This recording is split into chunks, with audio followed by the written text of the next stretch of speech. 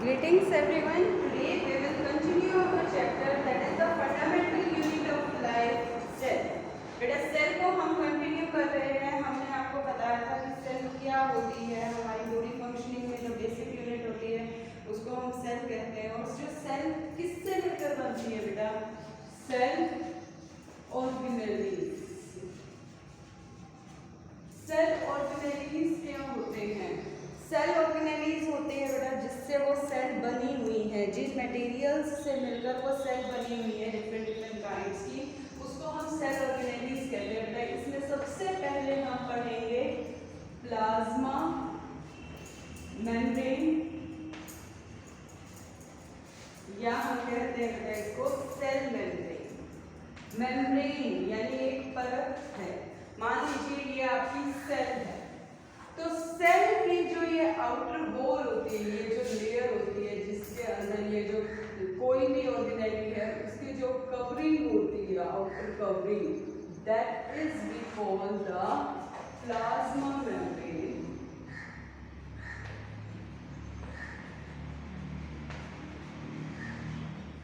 या हम कहेंगे इसको cell membrane. Cell membrane cell है बेटा, ये हमारी प्लाज्मा मेम्ब्रेन है. इसका क्या फंक्शन होता है हमारी बॉडी में, क्या काम होता है सेल के अंदर इसका, मेनली हम यहाँ पे फोकस करेंगे. फंक्शन तो बहुत सारे होते हैं कि ये सेल की शेप को बना के रखता है, सेल को मेंटेन करता है, एक सेल को दूसरे लिक्विड से मिक्स नहीं होने देता. मान लो ये एक सेल है, ये दूसरी सेल है, इन दोनों को आपस में लिक्विड को मिक्स नहीं होने देता, शेप को बनाए रखता है. लेकिन इसके अलावा ये और क्या काम करता है, मेन जो रोल है इसका वो क्या है बेटा? इट परमिट्स, कह लो या अलो, दोनों वर्ड से अलो द एंट्री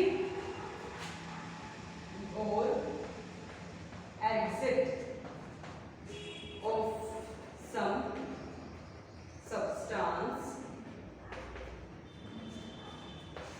inside या और outside the cell, outside the cell. क्या होता है बेटा? ये सेल के अंदर और बाहर आने जाने की परमिशन देता है. किसको? सब्सटेंस को. जो सब्सटेंस को बाहर अंदर जाने की परमिशन दे. ये मेन रोल किसका है बेटा? सेल का. सेल मेम्ब्रेन का काम है. ये प्लाज्मा मेम्ब्रेन अलो करती है बेटा किसको अंदर आने देना है, किस सब्सटेंस को नहीं अंदर आने देना. तो वो क्या कहलाता है बेटा हमारा? वो हमारा फंक्शन कहलाता है. किसका फंक्शन है बेटा? ये सेल मेम्ब्रेन का फंक्शन. अब जो सेल की मेम्ब्रेन है वो अलो करेगी या नहीं करेगी वो उस पे है. क्यों? क्योंकि जो सेल मेम्ब्रेन है वो क्या है? SPM. SPM stands for selective permeable membrane. SPM का मतलब है selective permeable membrane. Selective permeable membrane का मतलब होता है बेटा जो चीज़ को सिलेक्टिवली अंदर और बाहर आने जाने देती है. सिलेक्टिवली का मतलब क्या है कि यहाँ से स्पेशल चीज़ ही अंदर या बाहर आ सकती है. अब जैसे मान लीजिए आपके पास चाय छलनी है, वो आपकी ऐसी छलनी होती है जिसमें चाय छान लो, पानी छान लो, डजंट मैटर. यानी वो जो मेम्ब्रेन वो कहलाती है वो कहलाएगी परमिएबल मेम्ब्रेन. जो हर चीज को एंटर करवाता है वो परमिएबल मेम्ब्रेन. जो किसी को भी एंटर ना करवाए वो इम्परमिएबल, मतलब जो परमिशन दे ही ना, जैसे प्लास्टिक है वो एंटर ही नहीं करवाने देता. जो सिर्फ सिलेक्टेड चीजों को एंटर करवाने दे वो सिलेक्टिवली परमिएबल कहलाता है. तो जो हमारी बहुत सारी प्रोसेसेस होती हैं जो सिलेक्टिवली परमिएबल है, ओनली सिलेक्टेड चीज़ों को अपने अंदर से क्रॉस करने देती है. अब सेल में चीज़ों का ट्रांसफ़र होना, वही मतलब है बेटा। अब मान लीजिए इस सेल के अंदर कुछ अंदर आ रहा है या बाहर जा रहा है, वो एनवायरनमेंट हो सकता है, वो आपका दूसरा सेल हो सकता है। यानी ये क्या हुआ आपका, एक तरीके से ये आपका ट्रांसपोर्टेशन हुआ। क्या चीज है बेटा, ट्रांसपोर्टेशन, ट्रांसपोर्ट होना, एक चीज का दूसरी जगह पर जाना, क्या कहलाता है बेटा, ट्रांसपोर्टेशन, मूवमेंट। क्या है ये, ट्रांसपोर्टेशन। अब आपकी एनसीईआरटी बुक में स्पेसिफाई नहीं कर रखा बेटा, स्पेसिफाई किस सेंस में कि क्या ट्रांसपोर्ट हो रहा है या नहीं हो रहा, वो स्पेसिफाई नहीं कर रखा। तो इस चीज को मैं आपको बताती हूँ कि ये ट्रांसपोर्टेशन 3 तरह से होता है सेल के अंदर। सेल लगा लो, कुछ भी लगा लो, जैसे आपका फर्स्ट है पैसिव ट्रांसपोर्ट। हम फिर पढ़ेंगे एक्टिव ट्रांसपोर्ट, छोटे छोटे एग्जाम्पल से करेंगे, फिर करेंगे बेटा बल्क ट्रांसपोर्ट।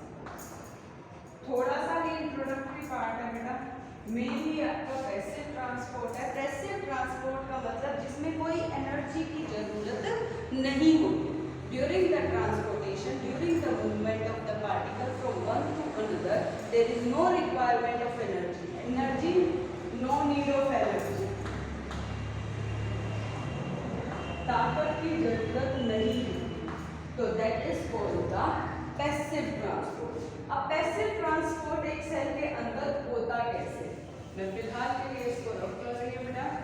पैसिव ट्रांसपोर्ट बेटा 2 तरीके से होता है, डिफ्यूजन और ऑस्मोसिस।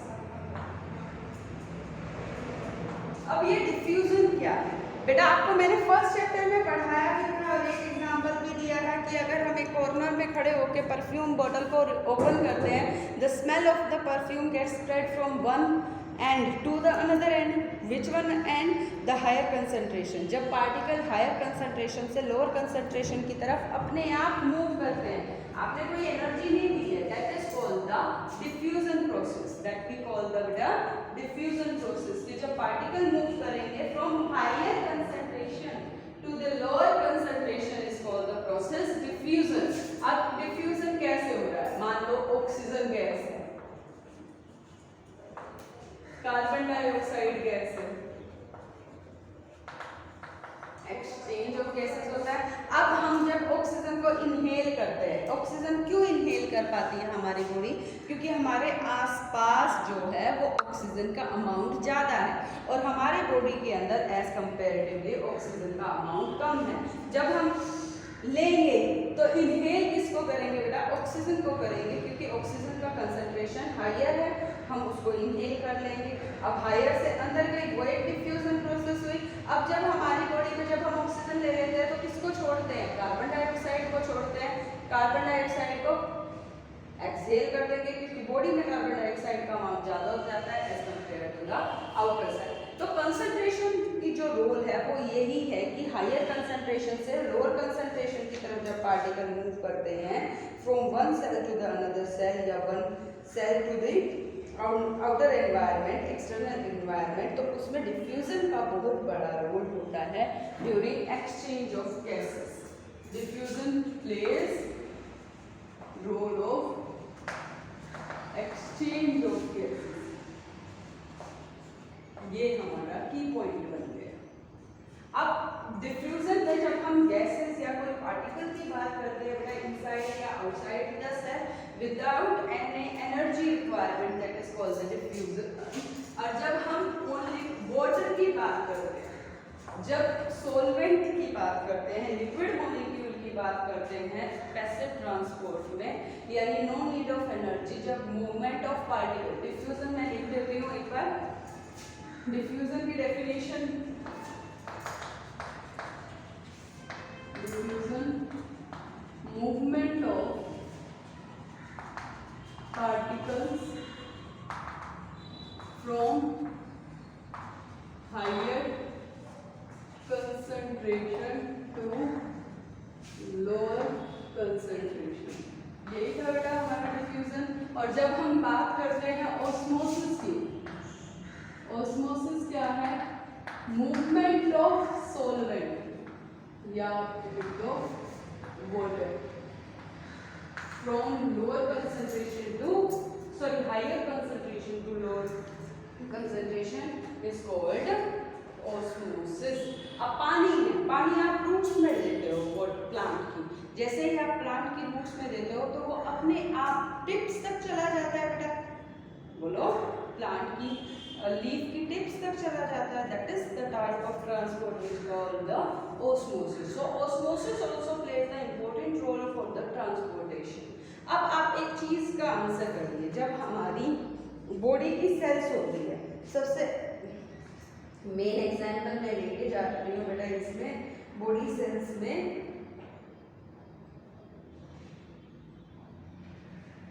ऑस्मोसिस में बेटा सेमी परमिएबल मेम्ब्रेन के थ्रू होता है, ये बात ध्यान रखना। मान लीजिए आपके पास रेड ब्लड सेल RBC, मैं यहाँ डायरेक्ट नहीं ले रही हूँ, 1 या 2 ऐसे नाम नहीं ले रही, मैं इसको एग्जाम्पल ले रही हूँ।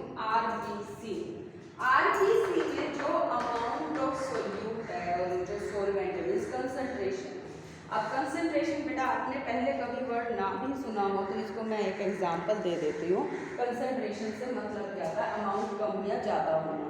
इसको और ज़्यादा लिक्विड की फॉर्म में एग्जांपल दे देती हूँ। मान लो आपने 1 गिलास पानी में 1 चम्मच चीनी घोली और दूसरे गिलास में 2 चम्मच चीनी घोली, यानी जिसमें पानी कम होता है, पानी कम का मतलब 2 चम्मच चीनी है तो वो कंसंट्रेटेड कहलाएगा, और जिसमें हमारी चीनी कम है वो डाइल्यूट कहलाता है। किस तरह का सॉल्यूशन बताया बेटा? डाइल्यूट और कंसंट्रेटेड। जब अमाउंट आप ऐसे तो नहीं कहते ना कभी कि चीनी कम है या ज़्यादा है, नमक ज़्यादा है या कम, यही बात तो बोलते हो। ये थोड़ी कहते हो पानी कम है, चाय में पानी ज़्यादा है, या दूध कम है या दूध ज़्यादा है, तो चीनी का तो एक्सप्लेनेशन नहीं आता ना। तो जब आप कहते हो मीठा तेज है, मीठा कम है, तो वही चीज़ है कि वो सोल्यूट की बात करते हैं, थोड़े वाले की बात करते हैं।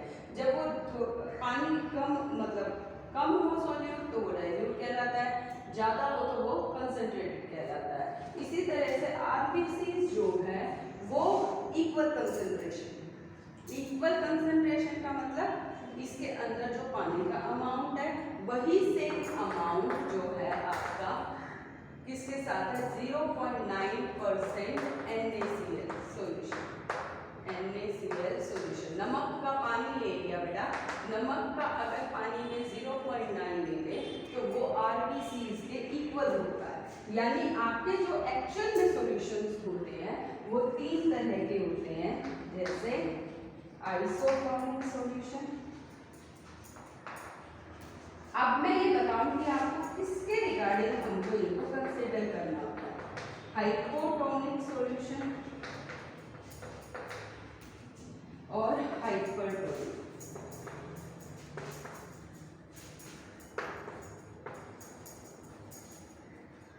जब हम बात करते हैं आइसो का मतलब होता है हमेशा सेम,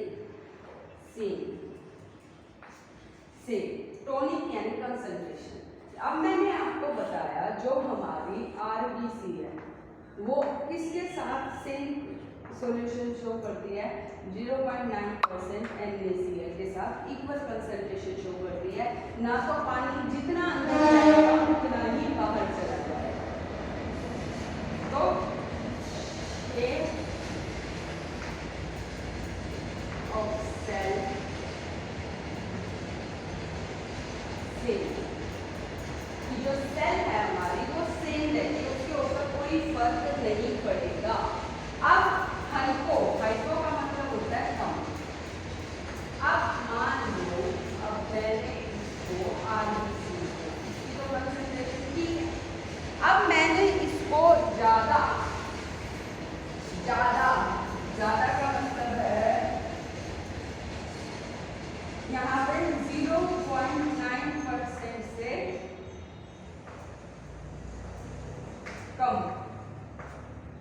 कंसंट्रेशन 0.9% से कंसंट्रेशन कम होने का मतलब यहाँ पानी जो है वो ज्यादा है।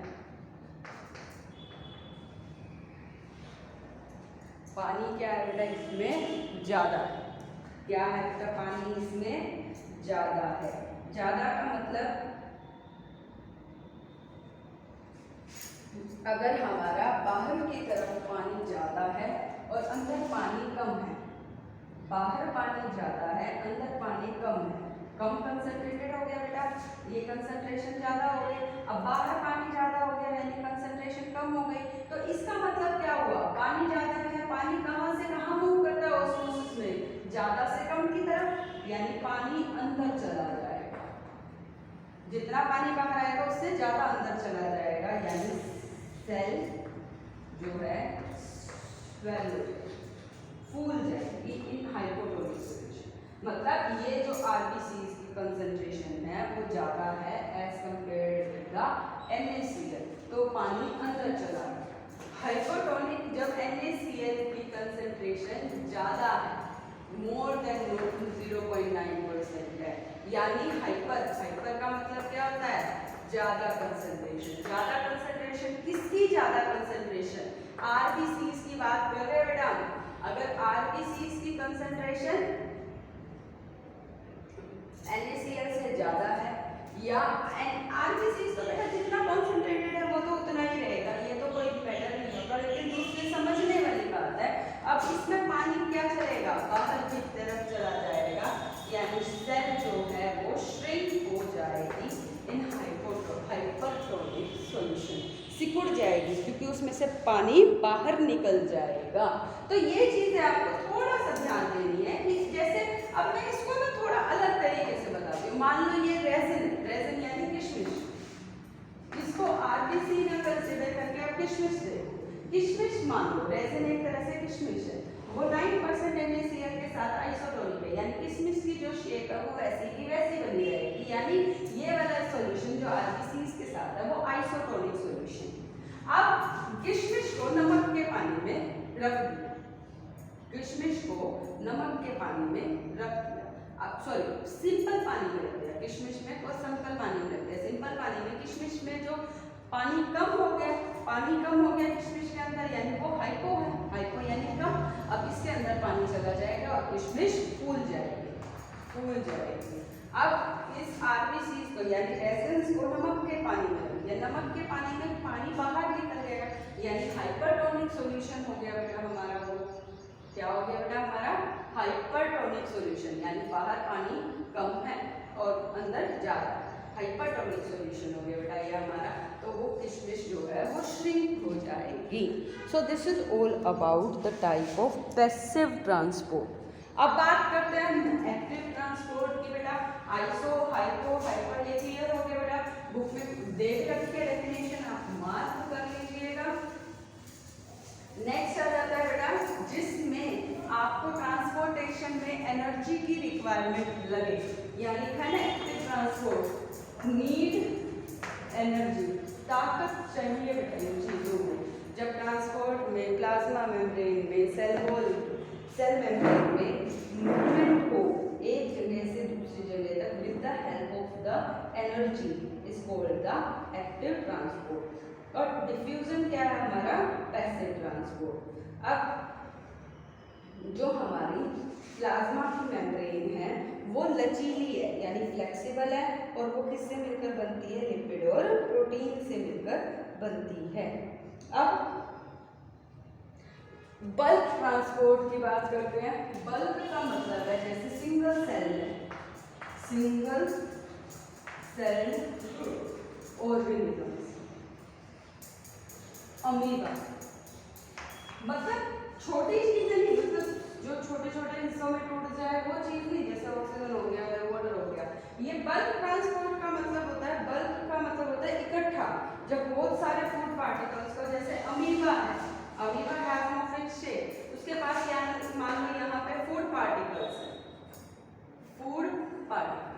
तो अमीबा क्या करता है, उस फूड पार्टिकल को कंप्लीटली एंगल्फ कर देता है यहाँ, तो वो क्या है, अंदर आ गया बिल्कुल, तो वो क्या हो गया बेटा आपका बल्क ट्रांसपोर्ट। वो क्या कहलाएगा बच्चे आपका बल्क ट्रांसपोर्ट। और इसमें जो अंदर आ जाता है, जब फूड पार्टिकल हैवी वाला अंदर आ जाता है तो इसको हम बोलते हैं endocytosis.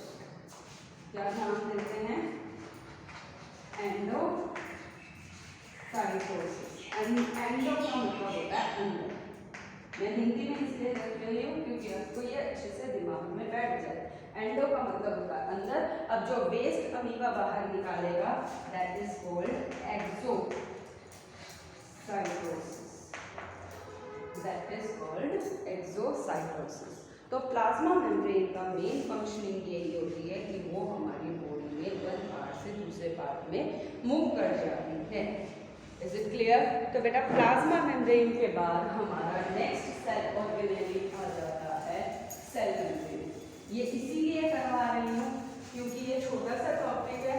along with that we can easily understand the plasma as well as cell wall. Cell wall बोल रही हूँ बेटा, सेल की वॉल मेम्ब्रेन तो परत हो गई। अब हम सेकंड सेल ऑर्गेनेल में क्या हो गए हैं? सेल वॉल, दीवार। यानी प्लाज्मा मेम्ब्रेन तो ऑर्गेनेल्स को जितने भी ऑर्गेनेल्स है उसको कवर करते हैं। सेल वॉल उससे भी आउटर लेयर है, हार्ड है, हार्ड आउटर सेल। जैसे प्लांट की सेल वॉल हार्ड होती है ना, जो सेल्यूलोज की बनी होती है, और ये इंटरनल वाली कहलाती है सेल मेम्ब्रेन या प्लाज्मा मेम्ब्रेन। इंटरनल वाली क्या कहलाती है? Plasma membrane. एंड एक्सटर्नल वाली क्या कहलाती है? Cell wall.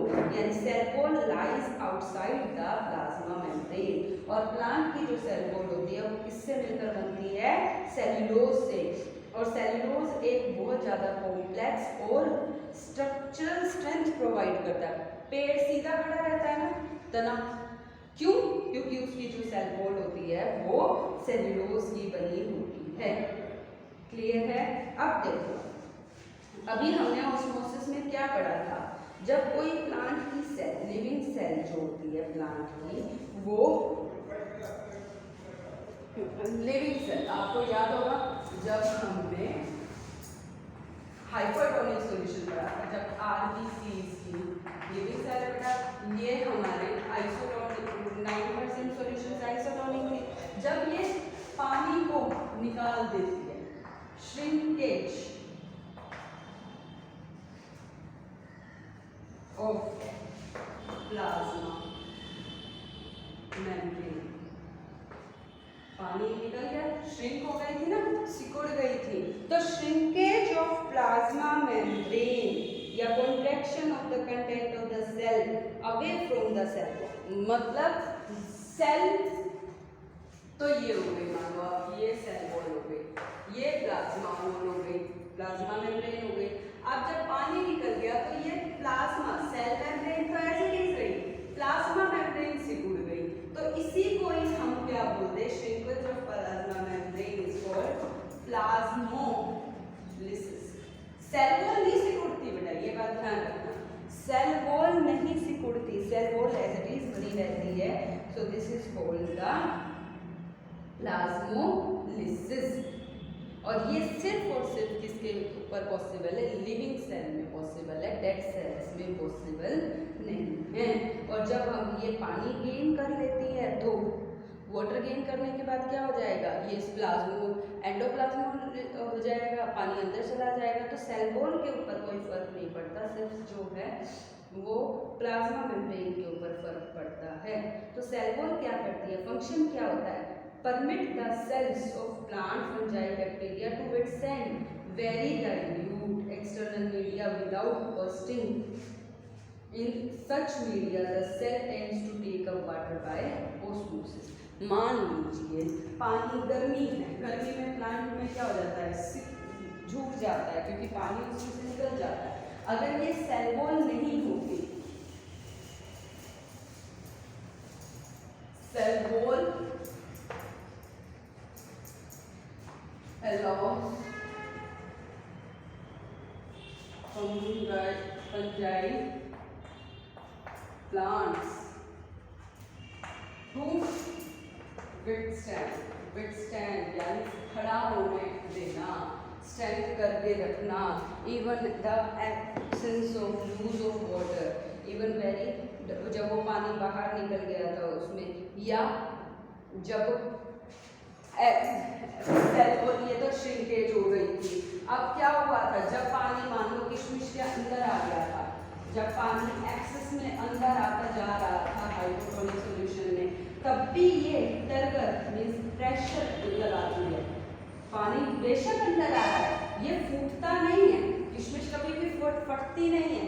क्यों? बेशक पानी आ जाए तो वो सेल वॉल ही होती है जो उसकी शेप को मेंटेन करती रहती है। जब swells build up pressure against the cell wall, but wall exert equal pressure against the swollen cell or make the cell withstand much greater changes in surrounding medium than animal cell. Clear है बेटा? ये बात आप ध्यान रखना कि जो cell wall है वो भी अपना एक पूरा मतलब पेड़ को बना कर रखती है, तने को बना कर रखती है, even in the opposite situations. Is it clear बेटा? So this is all about the two cell organelles, that is plasma membrane and cell wall. Thank you.